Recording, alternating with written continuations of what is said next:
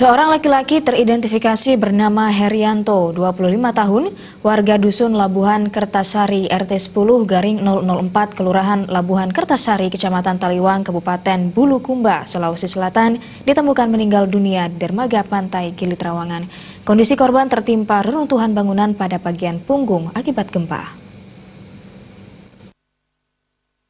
Direktur Operasional Brigjen TNI Bambang Suryoaji didampingi SAR Mission Koordinator Inyoman Sidakarya mengungkapkan informasi penemuan korban berasal dari petugas kepolisian yang tengah melaksanakan survei di Gili Trawangan.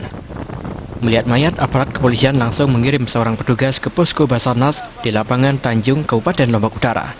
Laporan tersebut langsung ditindaklanjuti oleh posko Basarnas dengan mengerahkan tim SAR yang standby di Bangsal.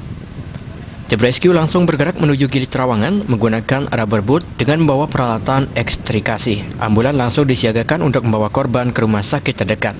Proses evakuasi selesai pukul 20 WITA.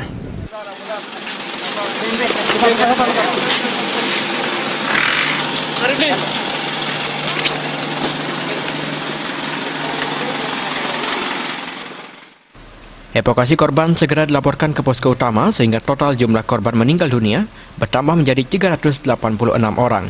Tim Liputan melaporkan.